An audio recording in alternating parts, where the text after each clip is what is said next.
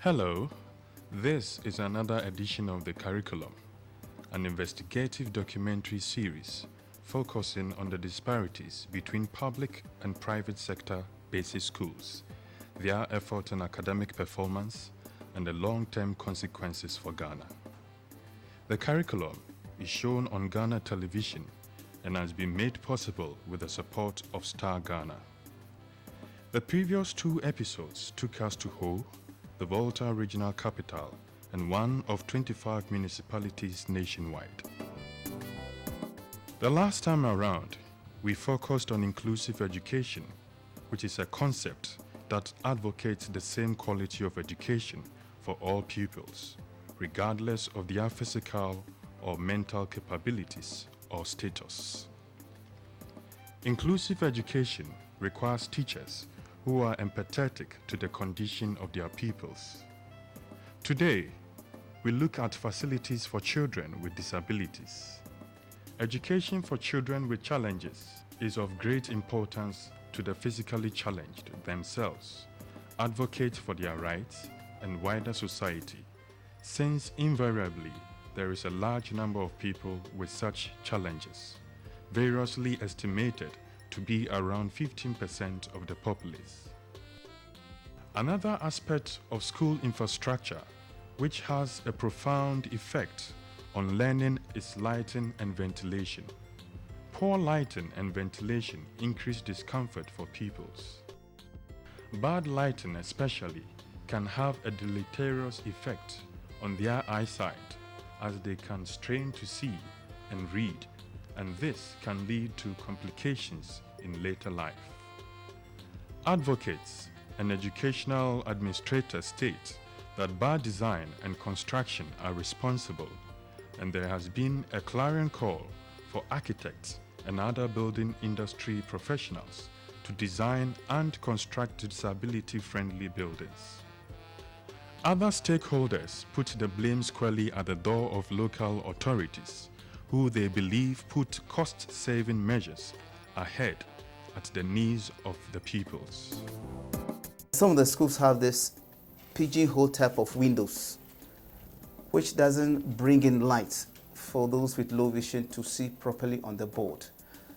Others too, the writings by the teachers are smaller, so they sometimes find it difficult to read on the board. Some of the textbooks are not in a large print that some of them can read comfortably. Sometimes they have to fall on their friends, to assist them in having information from the textbooks. So these are some of the things that doesn't really help some of our blind and partially sighted persons, especially in the mainstream schools. Even the lighting systems in the classroom is another issue in some of the schools, because if someone is having a low vision, for instance, or visual impairment in the class, and the arrangement of the lights also impact negatively in their performance. So all these things need to be taken seriously as a nation before we can say that we are taking the rights and needs of persons with disabilities seriously in Ghana. I blame the District Assembly Planning Committee. They came with this honeycomb way of building classrooms, which was to be used as a preventive measure and then also as a window. So they were trying to cut down costs. But once they realized this is a problem, I think some schools are removing it and are making the ventilation better. In some of the classrooms too, you can see that ventilation is very bad. The way these days they build some of the school buildings, they build without windows. So you see the place very dark. There's another village I visited some time ago. The whole place was very, very dark. So you ask yourself, how will these children learn? It is an item on the agenda for the Oversight Committee that we're going to push hard to ensure that the lighting is good. I would suggest that in case a structure will be put up, they should also consult the optometrist, because we are taught of light ergonomics, the effect of light on studies. And now optometrists can be found all over Ghana. One important thing that we can do, first of all, we must know the number of such people or students in the schools. Secondly, there should be that regular visit by the eye care department or the Ghana Health Service or the hospitals, so that can help to identify some of these children. Importantly, we need education. We need to educate people about some of these challenges. Almost every week we have an outreach. We go to the schools and then we screen them. In fact, they are doing well in that direction. And so because of that, I can see that the incidence of myopia in Volta region, in fact, has actually come down. More so, when we go, we also give educational talks. And so the teachers are enlightened on some of these things. So if anything is going wrong, they also make the authorities aware, and then it is rectified accordingly. We even have some of the teachers as volunteers in schools, so that in cases of problems, they refer them to us and we address them accordingly. We also have Vision Center here. Those who need the glasses, it's very, very affordable. What's your name? Isabella. Isabella. How old are you? 4 years. That's great. I want to examine your eye for you, okay? This one.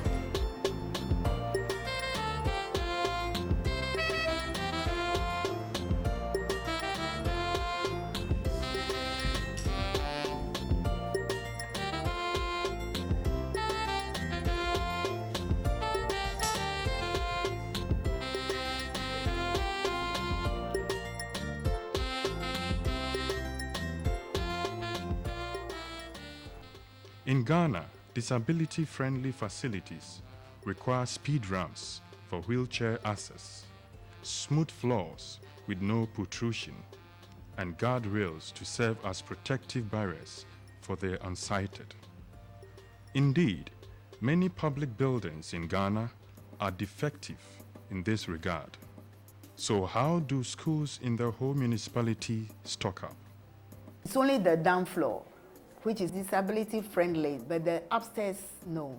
The walkway to the veranda, and then they can just walk on the veranda, but entering the classroom, if they are in their wheelchair, I don't think they can go there. So I don't think it's disability friendly as such.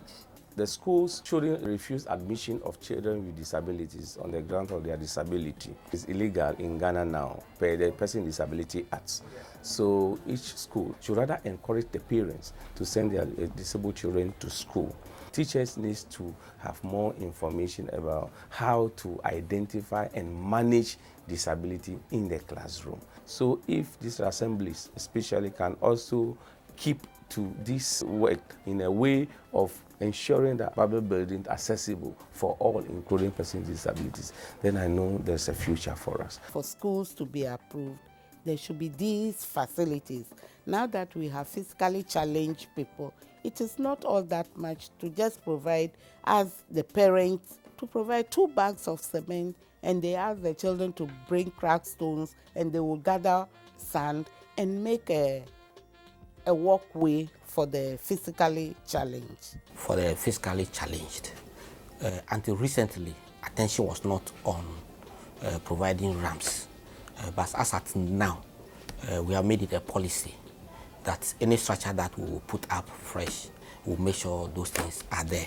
Our appeal is that as architects, they should incorporate all the needs, particularly the disability friendliness. As an NGO, what we are doing is we are creating the awareness about the importance of education for persons with disability. We do this through stakeholders programs.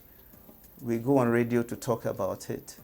We raise awareness in churches because we realize that on Sundays a lot of people go to church, and it's a platform that we feel with the collaboration of the pastor we can, put across this need so that people will understand and support in promoting education for persons with disabilities. In Ho municipality, the information about inclusive education is a little bit high because there have been programs which was implemented by Equal, a project that USAID supported some years ago.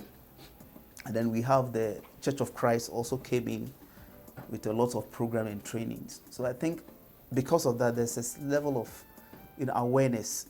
So we may say majority of the children are in school, but the problem is they go to school, but on the way they drop out because of the conditions, which is not favorable for them to continue the education. So we feel strongly that if we have enough resource teachers, materials are available for them to learn, like learning materials. Right now we have 3 children, totally blind children in the mainstream school.